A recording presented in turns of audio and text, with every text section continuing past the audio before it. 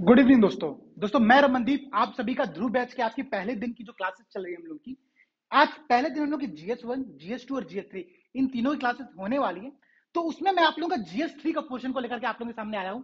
और आज हम लोग प्रॉपर समान अध्ययन 3 ये जो GS3 है, जनरल स्टडी पेपर 3 होता है, इसमें जो साइंस एंड टेक्नोलॉजी, ठीक है, ये जो साइंस एंड टेक्नोलॉजी का प्रॉपर सिलेबस होता है ना, इसको हम लोग देखने का प्रयास करेंगे। साथ ही साथ दोस्तों हम लोग इसके पूरे सिलेबस को एक लेमन अप्रोच के माध्यम से समझने का प्रयास करेंगे, ताकि ये जो साइंस का पूरे टर्म्स हैं, जो टेक्निकल टर्म्स होते हैं, वो आप लोगों को आसान भाषा में समझ में आ सके। देखिए दरअसल होता क्या है ना, साइंस को लेकर के जब हम लोग बचपन में छोटे रहते हैं तब से ही हम लोग के मन में साइंस को लेकर के एक डर का माहौल बना दिया जाता है। ठीक है, साइंस साइंस साइंस ऐसा कहा जाता है, तो बार बार वो जो बालक होता है, जो बच्चा होता है, साइंस को लेकर के बहुत डर जाता है। और वही कंडीशन हो जाती है जब कोई व्यक्ति आर्ट साइड से पढ़ा होता है और वो यहाँ पर आकर के साइंस एंड टेक्नोलॉजी नाम से सिलेबस देखता है, पोर्शन देखता है, तो समझ नहीं पाता है कि इस पोर्शन को मैं कैसे तैयार करूं, क्योंकि मैं तो आर्ट साइड का स्टूडेंट हूं। लेकिन समझने की बात है दोस्तों, साइंस होती क्या है। साइंस किसी भी टॉपिक का, किसी भी सब्जेक्ट को एक सिस्टमेटिक वे में समझने का तरीका होता है। आज हम लोग जो करेंगे दोस्तों, करेंगे ये हम लोग कि जो हम लोग का सिलेबस है प्रॉपर है, ठीक है, ये आप लोगों का सिलेबस दिख रहा होगा दोस्तों। इस सिलेबस को हम लोग कैसे समझेंगे, कैसे पढ़ेंगे, इस प्रॉपर टॉपिक को आज हम यहाँ पर समझेंगे कि इसका प्रयोग कैसे करना है, इसके कीवर्ड्स को कैसे समझना है, कैसे तैयार करना है। और सबसे बड़ी बात दोस्तों कि मेंस के एग्जाम के दिन आप लोगों को इसका प्रयोग अपने आंसर राइटिंग में कैसे करना है, ये बात आप लोगों को समझ में आनी चाहिए। ठीक है, दूसरी बात दोस्तों, देखिए मैं तो दरअसल IIT से हूं, ठीक है, तो मुझे तो साइंस पढ़ने में बहुत मजा आता है और साइंस मेरे लिए बहुत इंटरेस्टिंग टॉपिक होता है। लेकिन दोस्तों अगर आप लोगों को साइंस का कोई टर्म जो मैं यहाँ पर आप लोगों को पढ़ा रहा हूं अगर नहीं समझ में आता है, तो प्रॉपर कमेंट सेक्शन में कमेंट कर दीजिएगा। हालांकि मैं पूरी कोशिश यही करूंगा कि मैं एकदम बेसिक से हर टर्म को, हर चीज को समझाते हुए आप लोगों के सामने बढ़ता चलूं। ठीक है, तो शुरुआत करते हैं दोस्तों। ये जो हम लोगों की क्लास है, यहाँ पर आप लोग देख रहे होंगे दोस्तों कि विज्ञान एवं प्रौद्योगिकी, जो हम लोग का पहला टॉपिक है, वो टॉपिक क्या है कि विज्ञान एवं प्रौद्योगिकी विकास। देखिए मैं आप लोगों को दिखाता हूं सही से, बेसिक से कि सिलेबस कहना क्या चाहता है और सिलेबस में हम लोग को टॉपिक्स को कैसे पकड़ना है।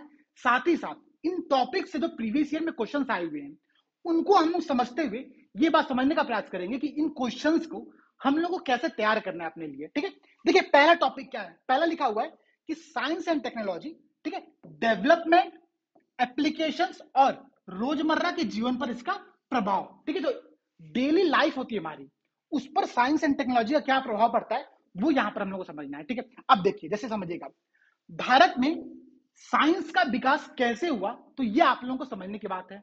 जनरली ये जो टॉपिक होता है ये GS1 में आप लोग देख सकते हैं, जहां पर हम लोग मुगल काल से और उससे पहले के तमाम समय तक चरक सुश्रुत की संहिता थी, 12 मीर आते हैं, फिर आर्यभट्ट आते हैं, तो इन लोगों ने साइंस को भारत में कैसे डेवलप किया वो समझने के बाद यहां पर आपके विकास में आ जाएगी। लेकिन इसके साथ ही साथ दोस्तों आधुनिक भारत में, ठीक है, मॉडर्न इंडिया में जो साइंस का विकास हुआ वो भी हमको समझना है। मॉडर्न इंडिया में साइंस का विकास क्या हुआ, मतलब कि department of science and technology की स्थापना कैसे हुई, भारत सरकार ने जो साइंस के लिए पॉलिसी लेकर के आया, science technology and innovation policy जो आई, 4 पॉलिसी आ चुकी है, 5वीं का ड्राफ्ट बना दिया गया है, वो पॉलिसी का विकास कैसे हुआ। भारत ने जो न्यूक्लियर टेस्ट किए, सारे 2 टेस्ट किए थे 1974 और 1998 में, ठीक है, स्माइलिंग बुद्धा ऑपरेशन और ऑपरेशन शक्ति, इन सब का जो विकास है। इसके साथ ही साथ दोस्तों इसरो का विकास, ठीक है, इसरो का जो टॉपिक है प्रॉपर ये कई बार क्वेश्चंस में आ चुका है, यूपीएससी में भी पूछा गया है और पीसीएस में भी पूछा गया है। तो इन सब टॉपिक को हम लोग डेवलपमेंट के अंदर यहाँ पर समझने का प्रयास करेंगे। इसके साथ ही साथ दोस्तों कई नई टेक्नोलॉजी होती है, जैसे कि अगर मैं रिसेंट में बताऊं, आप लोगों ने मेटावर्स का नाम सुना होगा। मेटावर्स क्या है, आप लोग देख रहे हो कि फेसबुक बड़ी सोशल नेटवर्किंग साइट कंपनी है, उसने अपना नाम चेंज करके मेटा कर दिया। क्यों किया? क्योंकि मेटावर्स एक ऐसा नया टेक्नोलॉजी है जिसको अभी सारी बड़ी बड़ी कंपनियां उस नई टेक्नोलॉजी को हथियाने में लगी हुई, ताकि उसका प्रयोग करके वो मार्केटिंग को अपना और बढ़ा सके। तो ये जो नई टेक्नोलॉजी आ रही है वो सारी आप लोग विकास के अंतर्गत देखेंगे, ठीक है, डेवलपमेंट के अंतर्गत, साइंस के डेवलपमेंट के अंतर्गत ये सारे प्रोसेस यहाँ पर आप लोगों को देखने को मिलेंगे। ठीक है, अब देखिए जो इंपॉर्टेंट बात है दोस्तों, GS3 का जो पूरा सिलेबस होता है, जो पूरा पैटर्न है, जो पूरे जो क्वेश्चन आते हैं, वो सारे क्वेश्चन दरअसल करंट अफेयर से लिंक होते हैं। मैं यहाँ पर सिर्फ साइंस एंड टेक्नोलॉजी की बात नहीं कर रहा हूं, मैं यहाँ पर आपका इकोनॉमिक्स की बात कर रहा हूं, पर्यावरण का जो टॉपिक है वो भी, ये सारे टॉपिक आपके करंट अफेयर से बहुत बुरी तरीके से लिंक है। मतलब अगर GS3 के पेपर में 20 क्वेश्चन आते हैं तो वहां पर आपको हर क्वेश्चन में 1 से 2 फैक्ट, कुछ रिपोर्ट, कुछ आंकड़े, कुछ एग्जाम्पल आप लोगों को ऐड करने पड़ेंगे, तभी जाकर के आप लोगों को जो आंसर है वो इनरीच हो पाएगा। ठीक है, ये बात आप लोगों को समझनी पड़ेगी। हम लोग जो करेंगे क्लास में दोस्तों, हम लोग हर क्वेश्चन में किस डाटा का प्रयोग कर सकते हैं, किस फैक्ट का प्रयोग कर सकते हैं, किस रिपोर्ट का प्रयोग कर सकते हैं, इन सबको समझने का प्रयास करेंगे। ठीक है, अच्छा, अब कह रहा है कि साइंस एंड टेक्नोलॉजी का विकास एवं उसका अनुप्रयोग। ठीक है, उसका प्रयोग कहां पर होगा? मेटावर्स अगर बनाया जा रहा है तो मेटावर्स का प्रयोग हम लोग कहां पर होगा वो हम लोग समझेंगे। देखिए मैं बता रहा हूं, मेटावर्स का मैं एक एग्जांपल ले रहा हूं। ठीक है, मेटावर्स के पूरे टॉपिक को हम लोग आगे की क्लास में समझने का प्रयास करेंगे और मैं प्रॉपर डिटेल में उस टॉपिक को पढ़ाऊंगा। अगर आप लोगों ने पेपर देखा होगा तो एक क्वेश्चन आया था इस बार, ठीक है, यूपीएससी 2021 में क्वेश्चन आया हुआ था इसी बार जो जनवरी पेपर हुआ था। उस क्वेश्चन में पूछा गया था कि क्रिप्टो करेंसी का महिलाओं पर क्या सामाजिक प्रभाव पड़ा था। अब सोचिए क्रिप्टो करेंसी कितना न्यू टॉपिक है और उस न्यू टॉपिक पर यूपीएससी ने तुरंत क्वेश्चन दे दिया। क्योंकि मेटावर्स भी एक ऐसा ही टॉपिक है जो कि बहुत नया टॉपिक है, हो सके उस पर क्वेश्चन आ जाए। तो इस तरह की जितनी भी नई टेक्नोलॉजी आती है, बायोटेक्नोलॉजी हुआ, ठीक है, क्रिस्पर कैस9 अभी नोबेल पुरस्कार दिया गया था उसको। ठीक है, तो इन सब तकनीकों को यहाँ पर हम लोग समझने का प्रयास करेंगे अनुप्रयोग के अंतर्गत। ठीक है, अब कह रहा है कि रोजमर्रा के जीवन पर इसका प्रभाव, effect in daily life routine.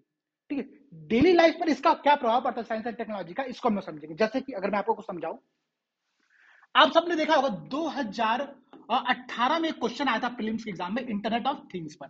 IoT क्या होता है? आईओटी आपकी जो पूरी लाइट है, ये एक सिस्टम, जो पैनल आप लोग देख रहे हैं, ये भी क्या है? एक आईओटी का प्रकार है।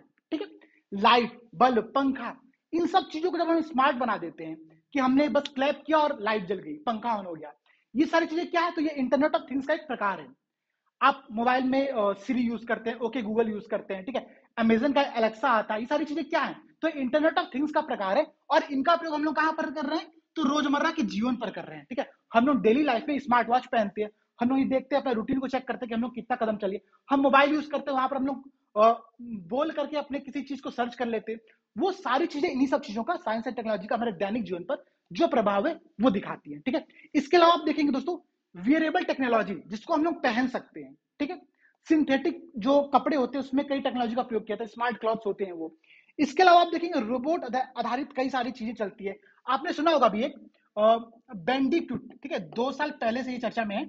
बेंडिक्यूट ये एक रोबोट है जो कि जहां पर मानव डायरेक्टली जाकर के सफाई करते थे जिन जगहों की, ठीक है, गंदी जगहों की, उनकी जगह पर इस रोबोट का प्रयोग किया जाना स्टार्ट किया गया। किसी आईआईटी ने इसको डेवलप किया था बेंडिक्यूट नाम से। अब ये क्या है, ये हमारे लाइफ में कितना प्रभाव पड़ा है वो आप देखिए यहाँ पर।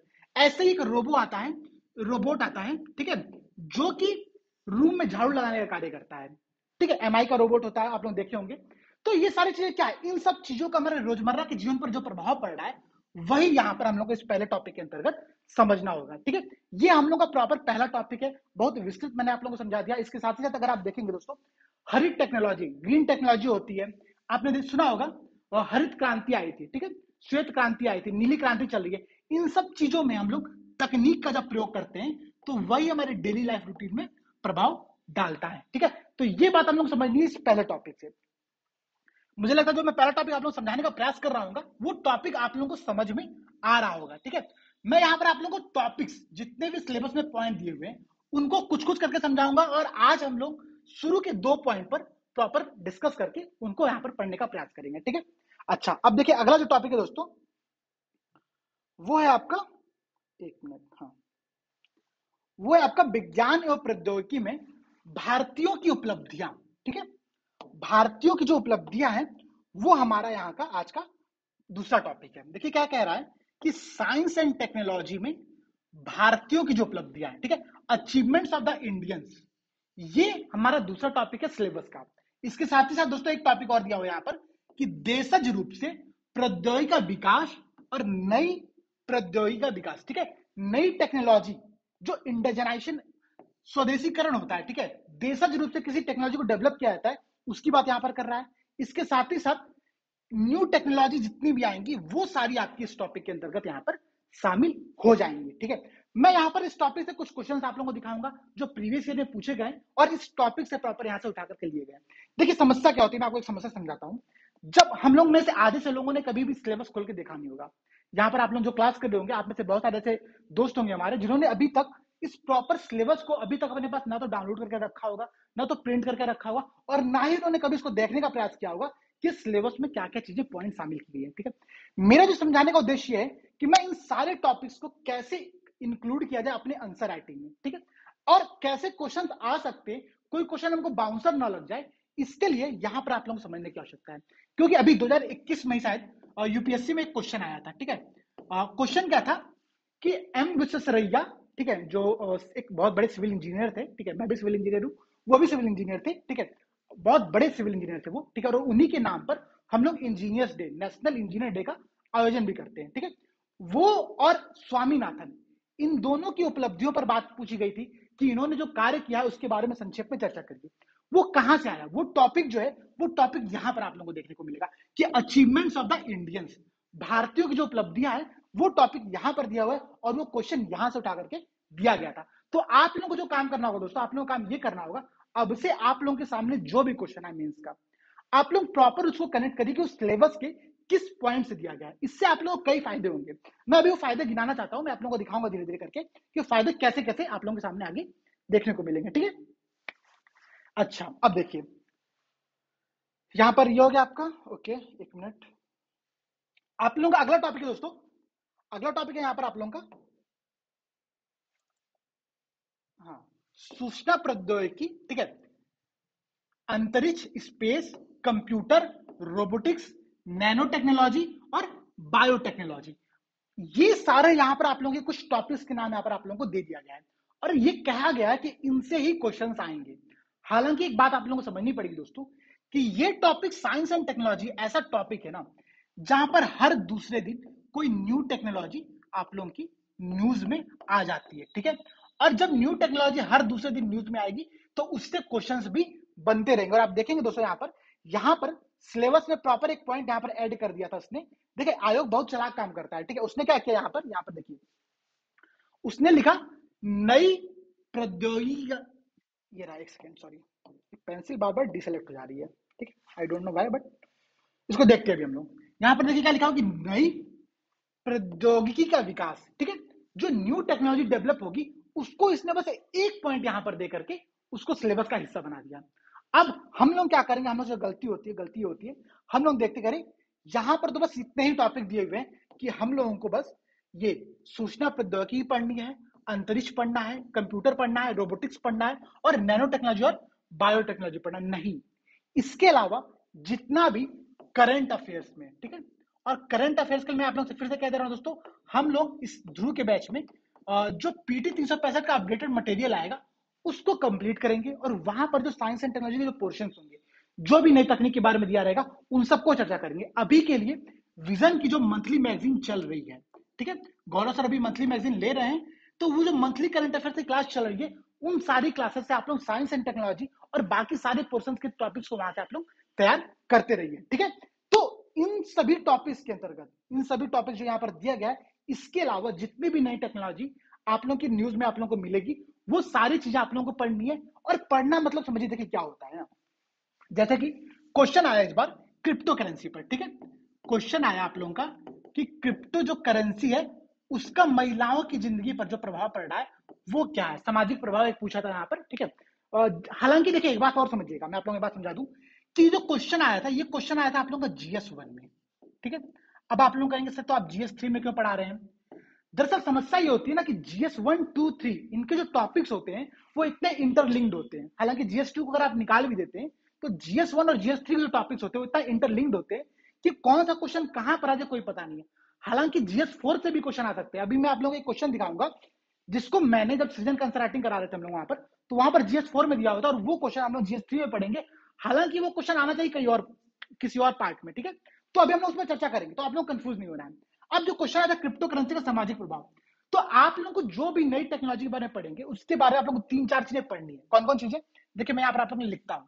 पहला, उसका इंट्रोडक्शन क्या है, वो जो तकनीक है वो है क्या, उसके बारे में आप लोगों को पढ़ना है।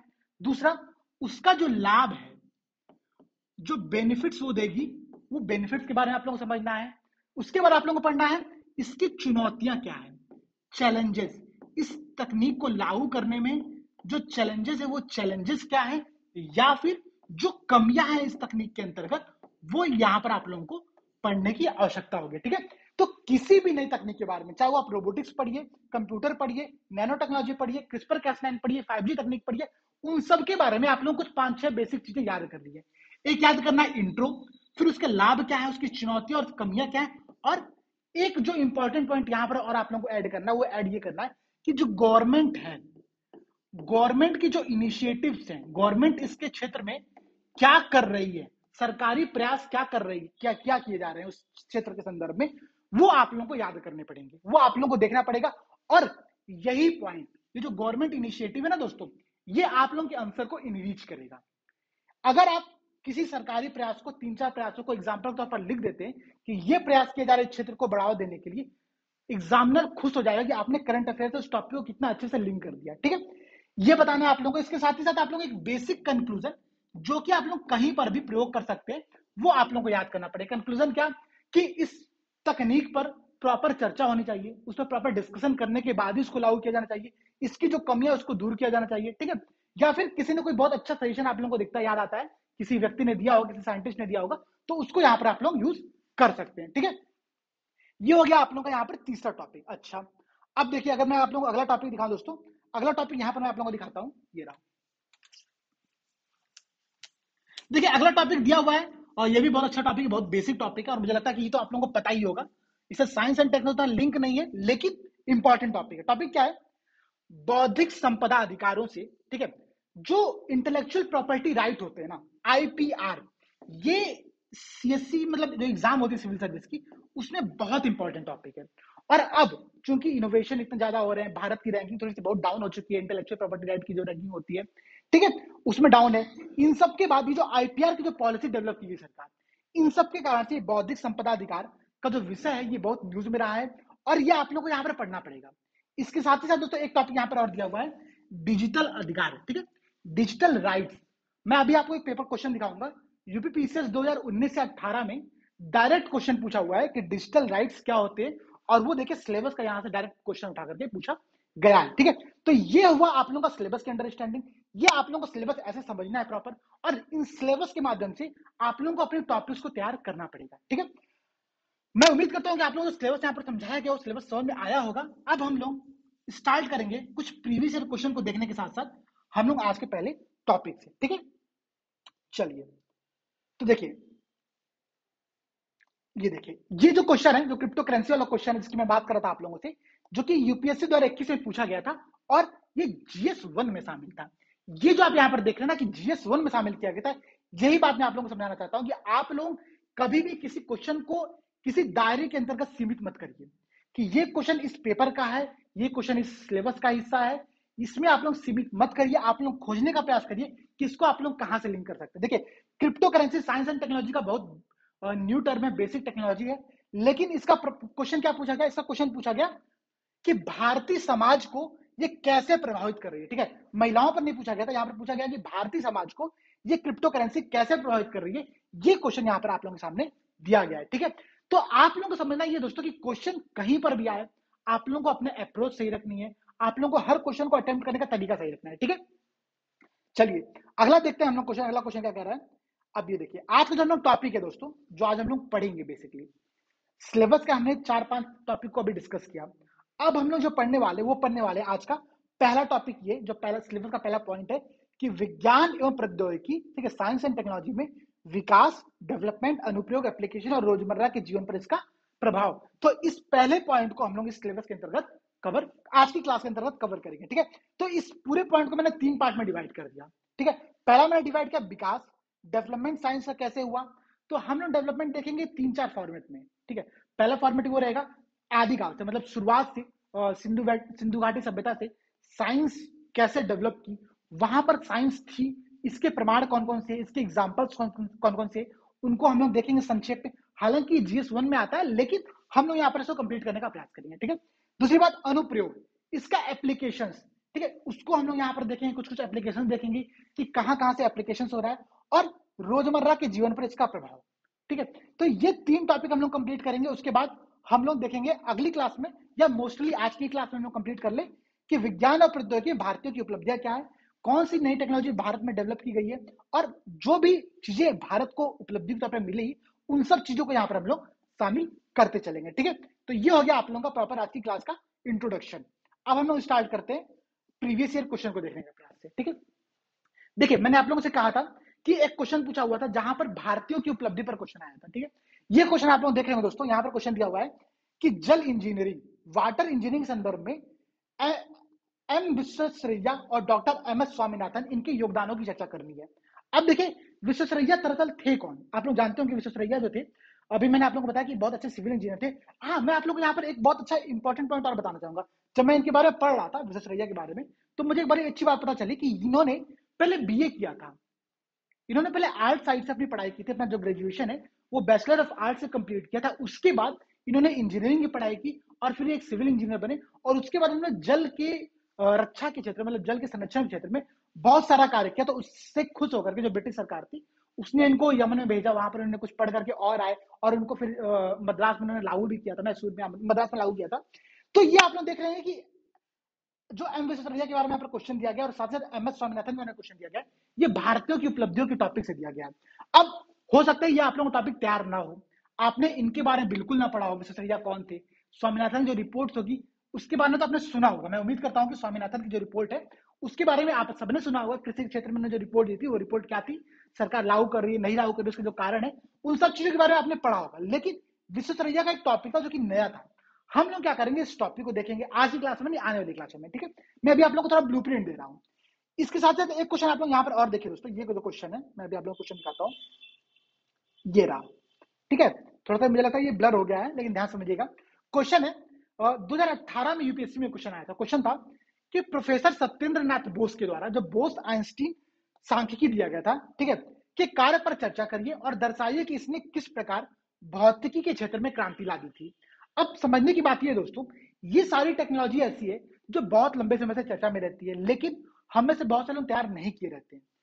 अब आप लोगों को जो करना है, आप लोगों को करना ये है कि एटलीस्ट जो प्रीवियस ईयर क्वेश्चन में क्वेश्चन आए हुए हैं उनको आप लोग तैयार करिए, और उनके ब्लूप्रिंट पर कोई भी टॉपिक आप लोगों के सामने आए, एक रूपरेखा एग्जामिनर के सामने आप लोगों को रख देनी। देखिए एक बात जो समझने की है वो ये है कि आप लोग सिविल सर्विस की तैयारी कर रहे हैं, आप साइंटिस्ट नहीं है, आप साइंस के विशेषज्ञ नहीं है, आप स्पेशलिस्ट नहीं है।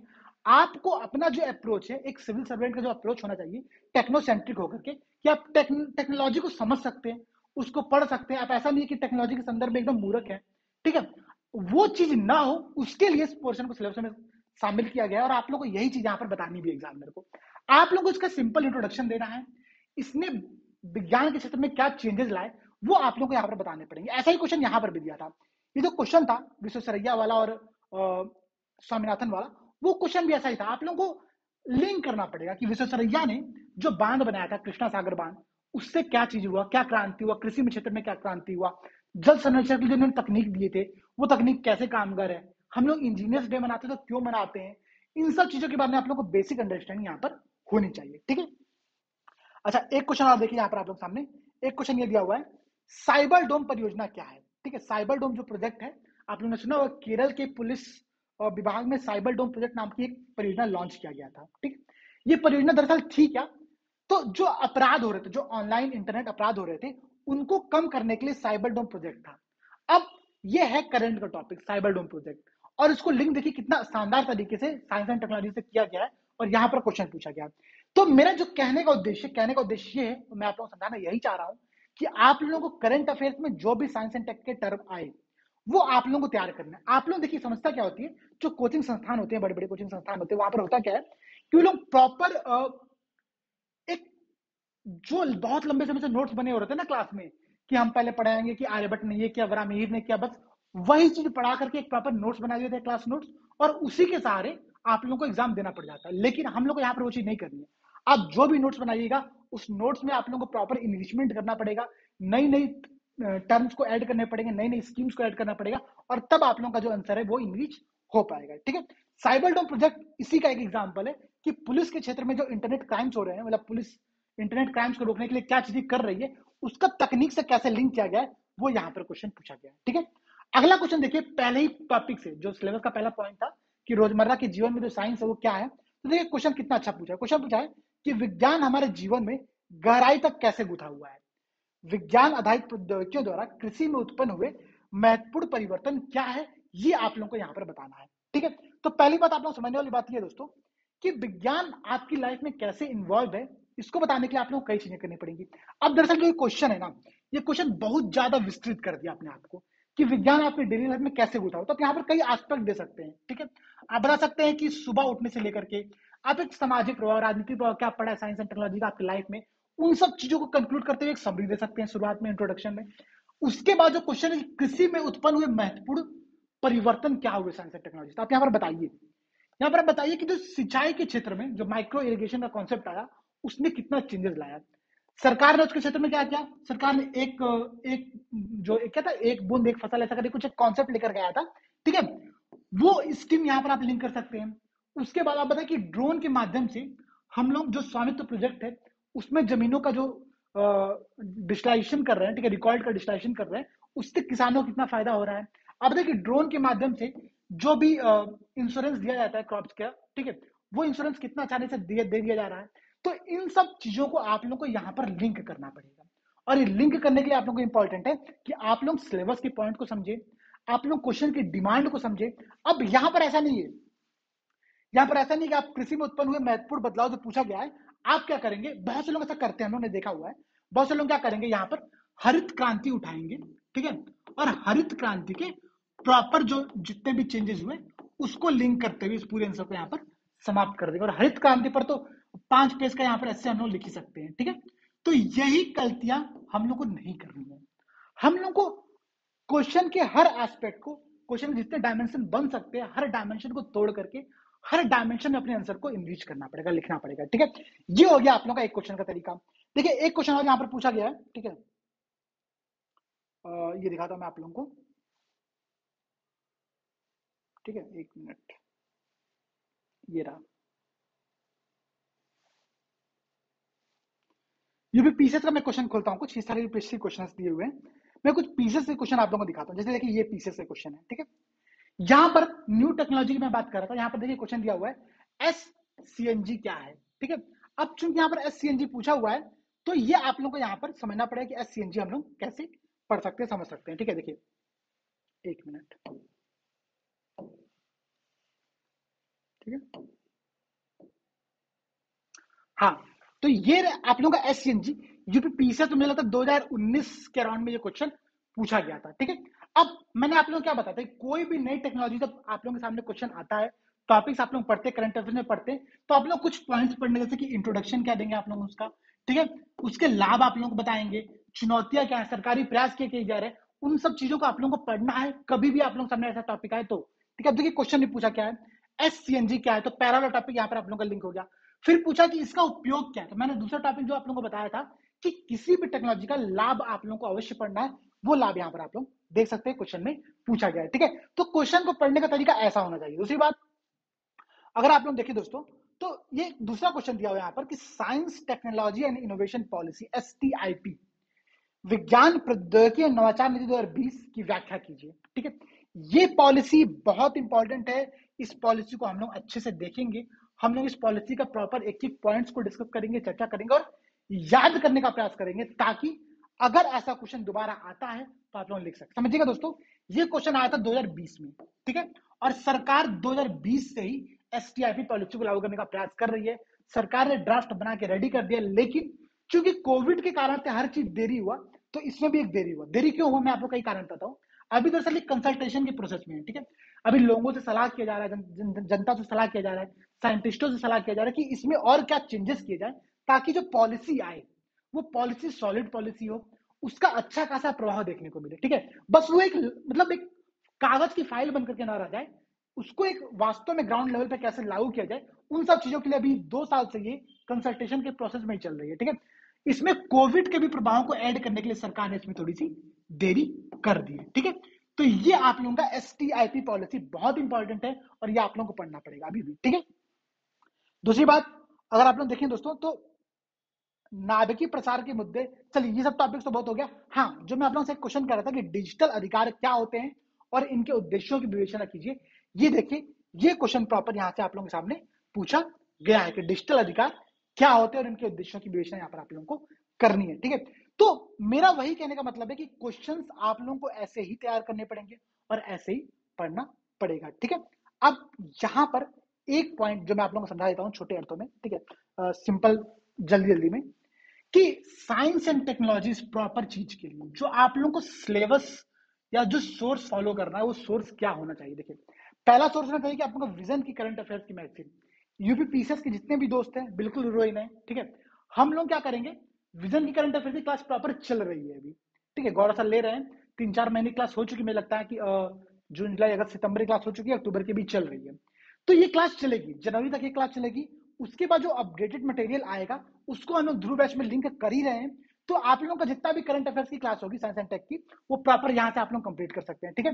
तो साइंस एंड टेक के सोर्स के लिए आप लोगों को इस मैगजीन को फॉलो करना ही करना है, ध्यान रखिएगा। दूसरी बात, देखिए, प्रीलिम्स में आप अगर ना भी फॉलो करें, मैं ये नहीं कह रहा कि आपको फॉलो नहीं करना चाहिए, फॉलो करना बहुत जरूरी है, बहुत इंपॉर्टेंट है प्रीलिम्स के लिए और मेंस के लिए भी। लेकिन अगर आप प्रीलिम्स के लिए छोड़ भी दें, मेंस के लिए आप इसको छोड़ नहीं सकते, मेंस के लिए आपको पढ़ना ही पड़ेगा। विजन की मैगजीन अभी सबसे अच्छी मैगजीन चल रही है, ठीक है। दूसरी बात, आप लोगों को अपने आंसर के लिए कुछ डाटा, कुछ फैक्ट्स, कुछ रिपोर्ट्स और कुछ स्कीम सरकार की, ये सारी चीजें आप लोगों को याद होनी चाहिए। आप लोग इसका प्रॉपर एक पेज में नोट्स बना करके रखिए। कोई डाटा आप लोगों को मिलता है, अभी जैसे हम लोग आज क्लास स्टार्ट करेंगे तो आज हम लोग कई सारे डाटा को, कई सारे फैक्ट्स को मैं आप लोगों को बताऊंगा। जिनके पास ये बुक है, देखिए हम लोग जो बुक फॉलो कर रहे हैं, हम लोग पूरी क्लास के लिए जो बुक फॉलो करने वाले वो बुक ये बुक है, ठीक है। और ये यूपीपीसीएस मुख्य परीक्षा विशेषांक समान अध्ययन की है, हिंदी और इंग्लिश दोनों में मार्केट में अवेलेबल है। जिसको मन करे वो ले सकता है, जिसको न लेना बिल्कुल ना ले। हम लोग जो भी चीजें पढ़ाएंगे, जो भी डिस्कस करेंगे, उन सब की पीडीएफ आप लोगों को प्रॉपर दी जाएगी, ठीक है। अच्छा, तो ये तो हो गया एक सोर्स। दूसरा जो सबसे इंपॉर्टेंट सोर्स है, जो कि हम लोग बहुत देर से चर्चा कर ही रहे थे जिसके बारे में, वो है previous year question. Previous year question most important source होता है किसी भी एग्जाम के लिए, चाहे प्रीलिम्स की तैयारी करिए, आप मेंस की तैयारी करिए, या फिर जो दोस्त इंटरव्यू देने जाते हैं वो लोग भी क्या करते हैं, जो सीनियर्स उनसे पहले इंटरव्यू दिए रहते हैं उनकी रिपोर्ट को देते हैं कि अच्छा इनसे ये क्वेश्चन पूछा गया तो हमसे यह क्वेश्चन पूछा जा सकता है, ठीक है। तो हम लोग को प्रीवियस ईयर क्वेश्चन को अपने तैयार करना ही करना है। आप प्रॉपर बुक लेकर रख लीजिए प्रीवियस ईयर क्वेश्चन की, और उसको बार बार देखते रहिए कि इस टॉपिक से जो क्वेश्चन आए वो कैसे आए हुए हैं। अब देखिए, अब हम लोग आज का जो है, अच्छा एक बात, ध्रुव बैच के नोट्स तो आप लोगों को फॉलो करने ही करने, वो तो कंपल्सरी, तो मैं बोल ही नहीं रहा उसके बारे में, ठीक है।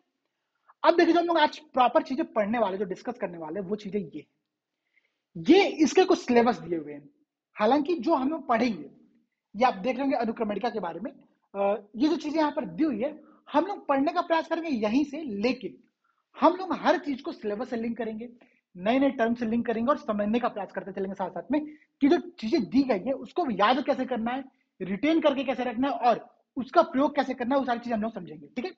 तो आज जो हम लोग का मेन उद्देश्य है, वो उद्देश्य यही है कि जो विज्ञान और प्रौद्योगिकी सतत विकास, सस्टेनेबल डेवलपमेंट का जो टॉपिक यहाँ पर दिया हुआ है, वो मैं आप लोगों को यहाँ पर प्रॉपर ये चीजें पढ़ा दूं, ठीक है। अब देखिए, विज्ञान एवं प्रौद्योगिकी सतत विकास, science and technology sustainable development. अब आप में से बहुत से लोग ये कहेंगे, सर सस्टेनेबल डेवलपमेंट तो पर्यावरण का एक टॉपिक हुआ, ठीक है, तो उसको यहाँ पर क्यों इन्वॉल्व किया जा रहा है, यहाँ पर उसे जो क्वेश्चंस दिए जा रहे हैं वो क्यों दिए जा रहे हैं, ठीक है। साइंस एंड टेक्नोलॉजी से सस्टेनेबल डेवलपमेंट का क्या लिंक है, वही हम लोग यहाँ पर भी समझने का प्रयास करेंगे, ठीक है। सस्टेनेबल डेवलपमेंट, आप सभी जानते हैं कि सस्टेनेबल डेवलपमेंट का जो सिंपल अर्थ होता है, वो अर्थ यह होता है कि वर्तमान की जो आवश्यकताएं हैं, जो आपकी जो आवश्यकताएं, जो हमारी जो पीढ़ी की आवश्यकताएं हैं, उनकी आवश्यकताओं की पूर्ति करते हुए आने वाली जो पीढ़ी है उनकी सभी आवश्यकताओं को सुनिश्चित किया जाए, उनके लिए संसाधनों का संरक्षण किया जाए, वो चीज ही कहलाती है सस्टेनेबल डेवलपमेंट।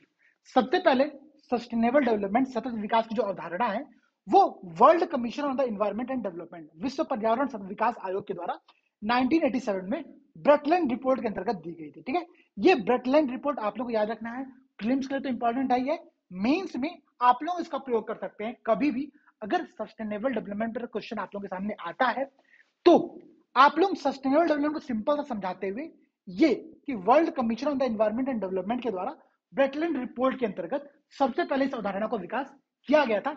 ये आप लोग बेसिक इंट्रोडक्शन, अगर आप लोगों को इंट्रोडक्शन याद ना हो तो दे सकते हैं। देखिए, अब मैं आप लोगों को कुछ और बातें समझाता हूं।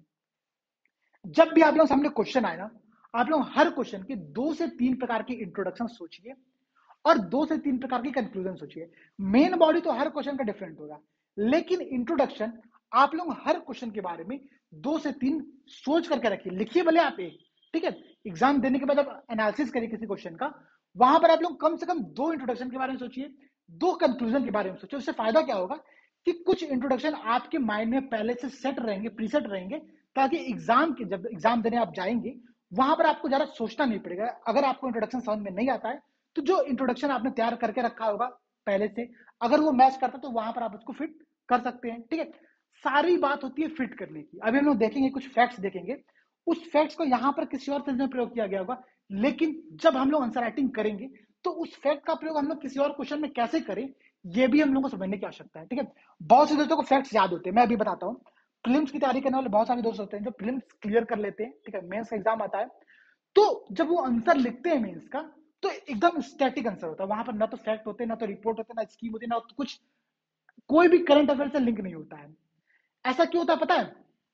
आपने प्रीलिम्स के लिए तैयारी की होती है, आपने मेंस की तैयारी की होती है, दोनों को लिंक नहीं कर पाते, और वही लिंक हम लोगों को समझने का प्रयास करना है, ठीक है, कि प्रीलिम्स और मेंस को कैसे लिंक किया जाए, ये बेहद इंपॉर्टेंट है। आप किसी चीज को पढ़ते हैं, उसका प्रयोग, आपने ये डेफिनेशन यहां पर पढ़ी, आपने पढ़ा कि विश्व पर्यावरण और विकास आयोग के द्वारा यह रिपोर्ट दी गई थी, ब्रडलैंड रिपोर्ट, और उसमें यह बात कही गई थी, इसका प्रयोग आप किसी और क्वेश्चन में कैसे करें, ये आप लोगों को समझ में आना चाहिए, तभी जाकर के आप लोग इसको तैयार कर पाएंगे, ठीक है। तो जो पहला पॉइंट है दोस्तों आज का हम लोग का इंपॉर्टेंट, वो ये है कि ये एक फैक्ट दिया गया, एक रिपोर्ट दी गई है, एक डेफिनेशन दी गई है, ये आप लोगों को यहाँ पर तैयार रखनी है, ठीक है।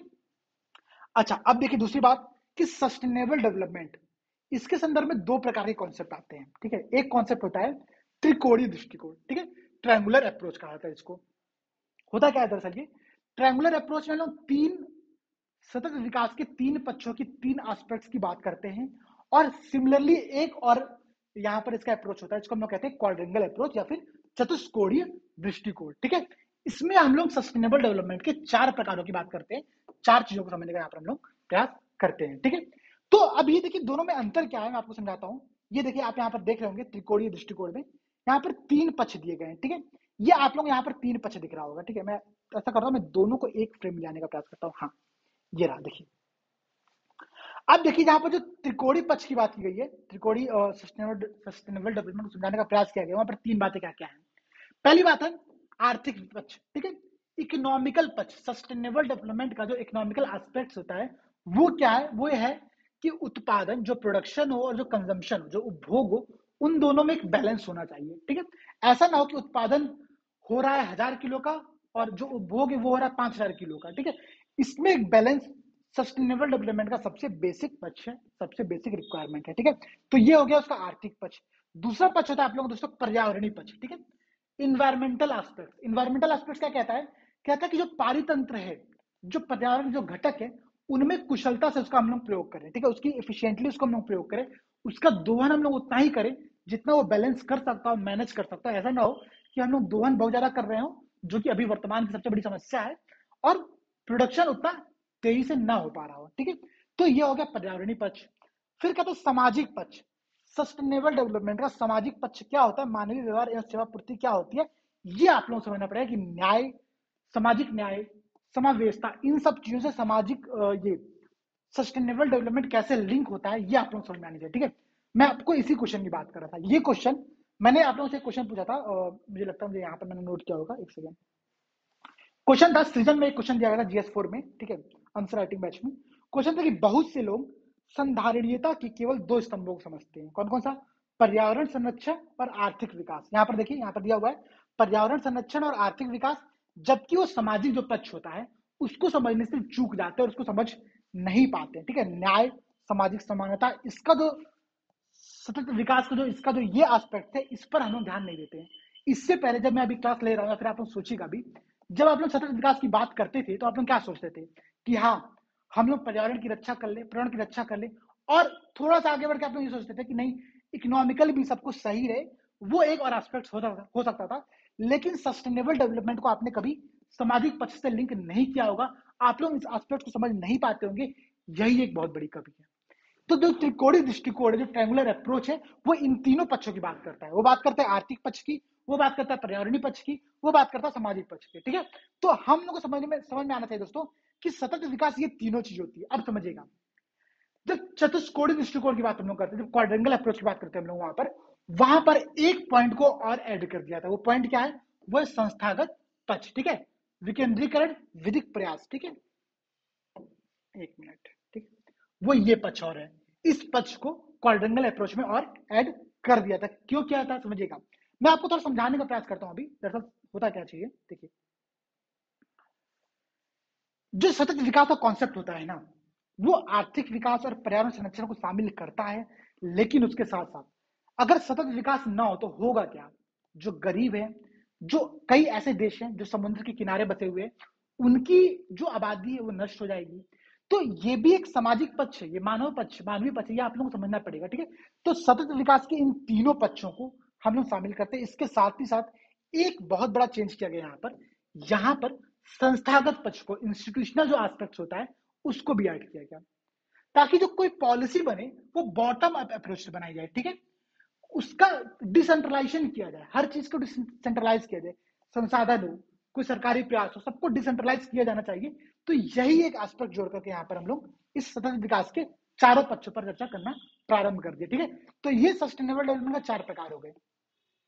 अब जो मेन बात ये है कि साइंस एंड टेक्नोलॉजी से इसका क्या लिंक है। हम लोग आज की क्लास में सस्टेनेबल डेवलपमेंट को इतना अच्छे से समझ क्यों रहे हैं, समझने का प्रयास क्यों कर रहे हैं, वो ये है कि जो क्वेश्चन बन सकता है, क्वेश्चन ये बन सकता है, ठीक है, देखिए आप लोगों को दिखाता हूं। यहाँ पर क्वेश्चन बन सकता है कि सतत विकास में विज्ञान एवं प्रौद्योगिकी जो भूमिका है उसको आप लोगों को स्पष्ट करना है कि सस्टेनेबल डेवलपमेंट में साइंस एंड टेक्नोलॉजी की जो भूमिका है वो क्या है, और इसमें और क्या चीज किया जा सकता है, ठीक है। तो ये बात आप लोगों को यहाँ पर समझनी पड़ेगी। अब इसी चीज के लिए साइंस, जैसे हमने जब सिलेबस देखा था, जब पॉइंट देखे थे, वहां पर मैंने आप लोगों को बताया था कि रोजमर्रा के जीवन में जो विज्ञान होता है वो हमारे सिलेबस का एक बहुत बड़ा हिस्सा है। ये टॉपिक वहीं से इंक्लूड किया गया है, ठीक है। क्वेश्चन है कि सतत विकास में विज्ञान और प्रौद्योगिकी जो भूमिका है उसको स्पष्ट करिए। अब देखिए, सतत विकास के 2 स्तंभों की यहाँ पर बात की जाती है जनरली, एक है एफिशिएंसी, कार्यकुशलता, और एक है क्षमता। कार्यकुशलता का मतलब ये हुआ कि जो संसाधन है, जो रिसोर्स है, उसकी एफिशिएंटली, उसका इफेक्टिवली यूज किया जाए, ठीक है। ऐसा ना हो कि आपको 2 प्लास्टिक की बैग की आवश्यकता है और आप यहाँ पर 5 प्लास्टिक का बैग यूज कर रहे हैं, ठीक है। तो उसको हम लोग कहते हैं कार्यकुशलता। आप किसी एक रोड बनाने के लिए आप कितने पेड़ को काट रहे हैं, संसाधनों की जो कार्यकुशलता है वो यहां से चेक की आती है। ये प्रॉपर एक गत्यात्मक मतलब डायनामिक एस्पेक्ट्स होता है सतत विकास का, कार्यकुशलता, एफिशिएंसी, ठीक है। इसके साथ एक होता है समता, इक्विटी। समता क्या होती है? तो सतत विकास में अंतर पीढ़ी जो समानता हो, मतलब कि आपकी पीढ़ी जिस संसाधन का प्रयोग कर पा रही है, भविष्य के लिए संसाधन का संरक्षण किया जाए, उसको हम लोग समता के अंतर्गत शामिल करते हैं, ठीक है। तो ये कार्यकुशलता और समता, ये 2 एस्पेक्ट्स होते हैं किसके? विज्ञान और प्रौद्योगिकी, सतत विकास के, ठीक है। अब इन सब चीजों में विज्ञान और प्रौद्योगिकी जो भूमिका होती है वो होती है कार्यकुशलता में, एफिशिएंसी में। और इन्हीं सब चीजों के लिए, इसी बकवास के लिए हम लोग इतना देर से सस्टेनेबल डेवलपमेंट को समझने का प्रयास कर रहे थे। क्या समझने का प्रयास कर रहे थे? जो कार्यकुशलता होती है उसमें साइंस एंड टेक्नोलॉजी अपना क्या रोल निभा सकता है, क्या चीजें कर सकता है, वो बात आप लोगों को यहाँ पर समझ में आनी चाहिए, ठीक है। देखिए, अब देखिए क्या कह रहा है कि संसाधनों की जो डायनामिक कार्यकुशलता, जो डायनामिक एफिशिएंसी है, ठीक है, वो तभी सुनिश्चित हो सकती है जब उनका विवेकपूर्ण अनुप्रयोग मतलब कि उसको हम बहुत साइंटिफिकली यूज कर रहे हो, हम उसको वेस्ट ना कर रहे हो, वही चीजें कहलाती है कि विवेकपूर्ण अनुप्रयोग। जैसे कि अगर मैं आपको सिंपल अर्थों में समझाऊं, तो मानिए आपके पास डेली का 1 GB डाटा होता है, ठीक है। आपके पास डेली का 1 GB डाटा आप लोगों के पास उपस्थित होता है और आप लोग उसको अपने मोबाइल में यूज करते हैं। सुबह 11 बजे आपको मैसेज आता है, ठीक है, जियो की तरफ से, कि आपका 50% डाटा समाप्त हो चुका है, ठीक है। अब आप नया डाटा रिचार्ज कर नहीं सकते हैं, यहाँ पर समझिए आपके पास इतना पैसा नहीं है कि आप नया डाटा का प्लान रिचार्ज कर पाए। अब आपके पास सिर्फ 50% डाटा बचा है, और जो आप नेट यूज करेंगे फिर आप जो नेट यूज करेंगे पूरे दिन के लिए, वो विवेकपूर्ण अनुप्रयोग होगा, वो साइंटिफिकली आप यूज कर रहे होंगे। आप सोच रहे होंगे कि अगर मैं यूट्यूब पर वीडियो चलाता हूं तो मैं उसको 1080 पिक्सल की जगह 180 पिक्सल में ही देख लूं, ताकि जो मेरा नेट है, जो मेरा डाटा है, वो कम खर्चा हो, ठीक है। तो यही चीज, ये जो हम अनुप्रयोग कर रहे हैं ना, विवेकपूर्ण अनुप्रयोग कर रहे हैं, वही होती है साइंटिफिक यूज किसी चीज का। और सस्टेनेबल डेवलपमेंट बनाने के लिए जो संसाधनों की जो गत्यात्मक कार्यकुशलता होती है, डायनामिक जो एफिशिएंसी होती है किसी रिसोर्स की, उसके लिए हम लोग को साइंस एंड टेक्नोलॉजी को पढ़ना पड़ता है। ठीक है, यही वहां पर उसका प्रयोग है पूरा प्रॉपर। तो देखिए यहाँ पर क्या लिखा हुआ कि यहीं पर संसाधनों के प्रभावी और निष्पादनकारी बनाने में विज्ञान और प्रौद्योगिकी की महत्वपूर्ण भूमिका है। अर्थात विज्ञान और प्रौद्योगिकी का प्रत्यक्ष तथा गहरा संबंध सतत विकास से होता है।